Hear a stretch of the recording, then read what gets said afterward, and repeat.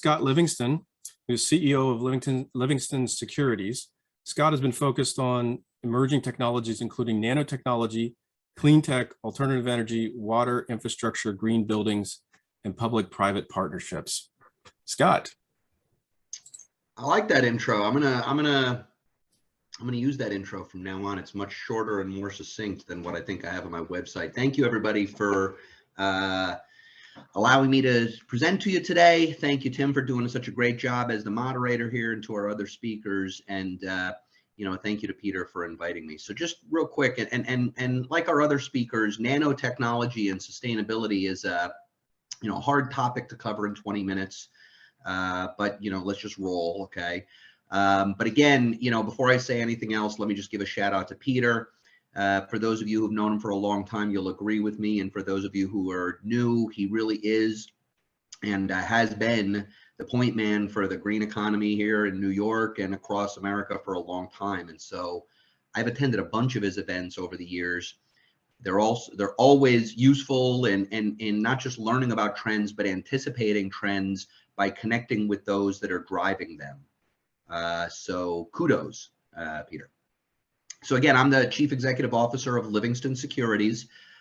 We are a FINRA registered broker-dealer. I'm a 33-year veteran of Wall Street, and we've been in business since 2009, and we're focused on three goals, three whys, okay? Why, right? The first is financing the nanotechnology revolution. The second is changing the way innovation is financed on Wall Street. And the third is connecting you with your local innovation economy, okay? And I won't, kind of drill down on all these things, but before I get into the nanotechnology part, let me say this. Changing the way that innovation is financed on Wall Street is a very, very big deal, okay? While we have transaction experience across all different stages, public, private, early stage, late stage, whatever, our real, our real why, okay, is to help companies cross the valley of death. The stage where you've had some success, you've had some validation with your technology, and now you have an opportunity to take it to the next level, but you're too big for your smaller investors and you're too small for your bigger investors. And, as a result of this focus, we participated in all kinds of transactions and clients and investors that share this interest. And I believe this is correct. I might be off by a year somewhere here, but we participated in our first SPAC in 2013. Our first small IPO, kind of the return of the small IPO, which is a very, very big deal. In 2013, we participated in our first direct listing of a public offering in 2014. We helped start a crowdfunding website and are still working with them in 2017. That is, depending on how you measure it, in the top 5, maybe the top 3 of the, the most active crowdfunding websites out there, and more. Okay, so we do have a broad view, but we also have kind of a why in helping companies, and there's a lot of them out there. Regarding nanotechnology and sustainability, I'll just start off by saying the first thing is we don't think of industries. We don't look at our investment banking practice as a practice focused on industries. Okay, what is the healthcare industry anymore? Okay, so we think of goals and solutions. Better healthcare, cheaper. That's the goal, right? And the solution from that goal comes from a lot of different disciplines: digital health, your Apple Watch, your drug delivery, population health, AI, computing, drug discovery, traditional pharma, Internet of Things, so on, right? Biome, wellness, food, right? So really, what is healthcare anymore? I don't know, but I just want to live longer and healthier and, not have to pay as much for it, right? And so that's really what we're trying to think about. And the same thing exists in sustainability, right? As we've seen over the last couple of days, and as we all know, because I'm preaching to the choir here, there is no such thing as sustainability. What we want is a more sustainable world, okay? And that discipline comes from, that target comes from many different goals. So the takeaway from this presentation that I'd like to share is that sustainability investing has changed substantially over the last couple of years in terms of urgency, okay, for a variety of reasons that you all know.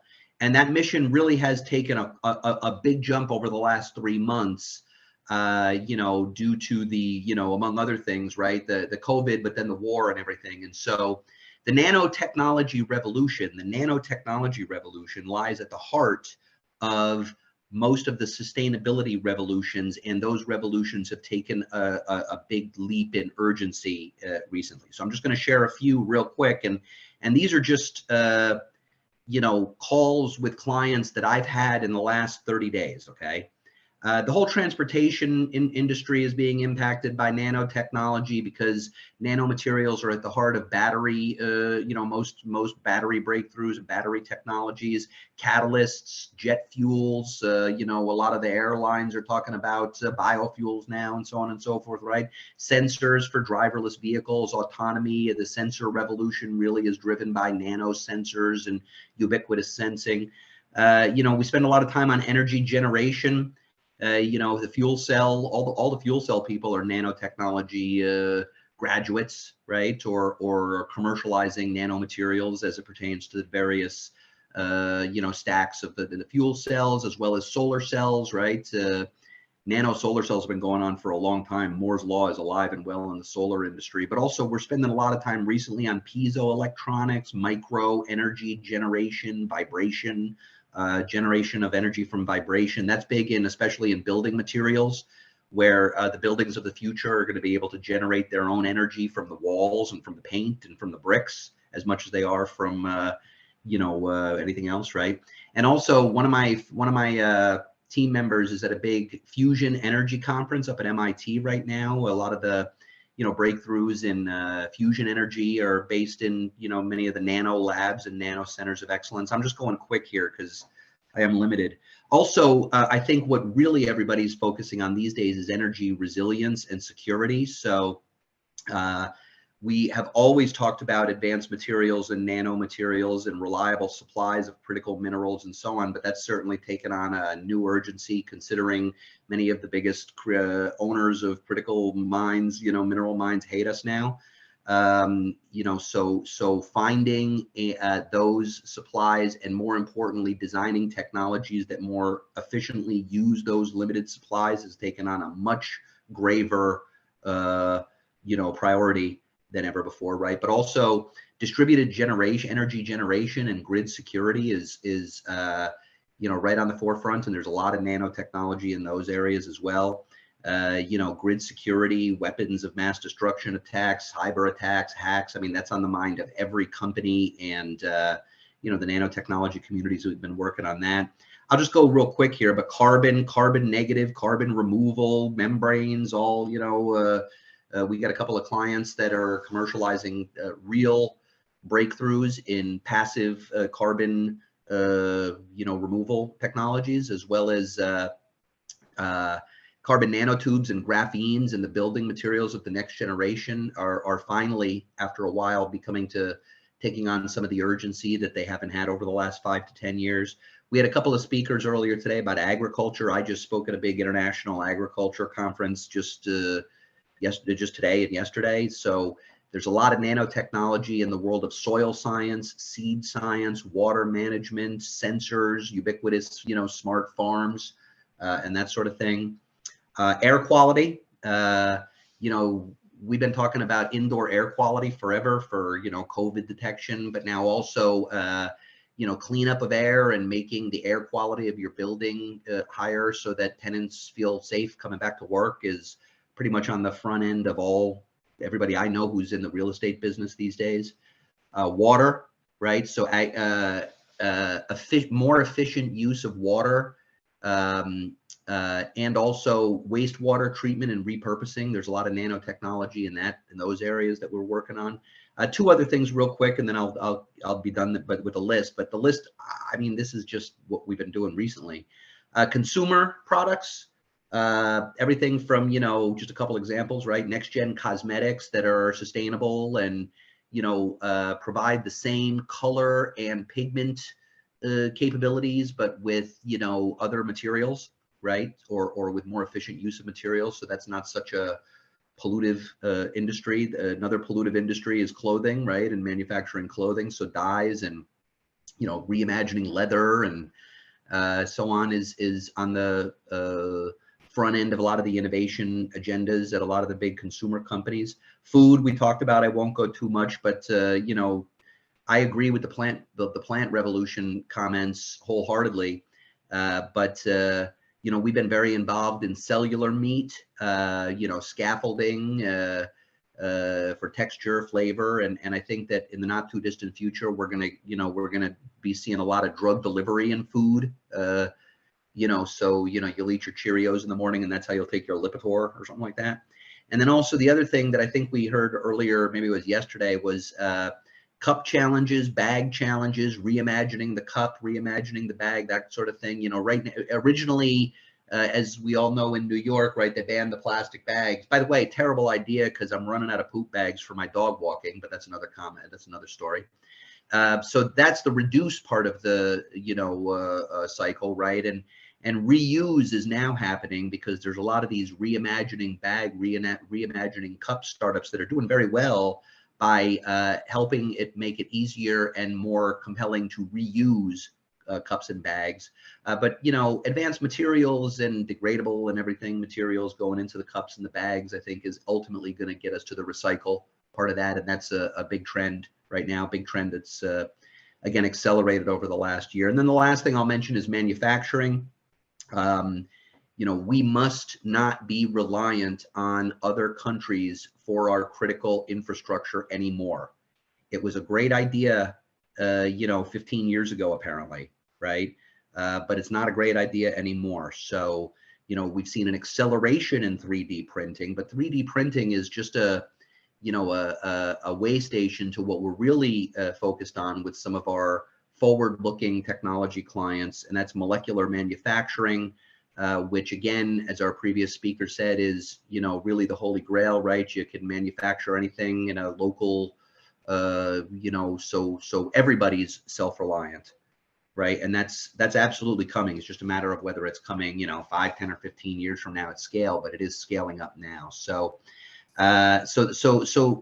you know, the story of nanotechnology has played out exactly like they said it would 15 years ago. Okay, it is playing out like they said it would. Okay, they said it would change the world. They said it would, you know, create new industries and new solutions, and they said that it would disappear as a word and just be and just would be called technology. And that is happening. Nanotechnology is not an industry. It's like saying physics is an industry, right? Or electricity is an industry, okay? But what we've been focused on is over the last 15 to 20 years, there's been a great reorganization of scientific resources in America around university research parks, national labs, forward-thinking universities in every state and city in America and around the world, okay? First comes the science, and that's being done, right? Scientists, I mean, if you read about this stuff in the journals, the scientists have changed the world. I mean, they've solved every problem is solved. Every problem is solved in the lab, okay? There's a big difference between the lab and the real world, and that's where business people like us and investors and everything come into place. But, you know, what we've been really focused on is scale. How do you scale manufacturing? How do you encourage big profitable companies to change what they're doing, okay? You know, how they're manufacturing or how they're providing solutions to their customers or that sort of thing, right? And sometimes in this world, change doesn't happen until it's forced on us, okay? For example, if you're a nanotechnology enthusiast in 2006, all you talked about was vaccines, viruses, super cheap, super accurate diagnostics, indoor air quality, and other things, right? But in 2006, nobody cared. I remember our friends at Kleiner Perkins made a vaccine and virus venture capital fund, and if I'm not mistaken, they closed it down due to lack of interest. Okay, nobody cared, right? Then COVID came, and now everybody cares. And you know, for those of you investors, right, you may have noticed some of those stocks did pretty good because, you know, they were there when the time, you know, was needed, right? And so, you know, and by the way, indoor air quality and issues like that, I believe, are here to stay for the foreseeable future. This is a capital equipment upgrade cycle triggered by a pandemic. It's long overdue. But there's a ripple effect too, right? Like I said, having stretched supply chains seemed like a good idea 15 years ago, but the ripple effect from the virus is that we can't rely on supply chains that could be closed down due to pandemics. So here we are with a new agent of change now, the attack on the Ukraine. Concerns about Russia, concerns about China, a conscious decoupling, right, of our economies, perhaps, right?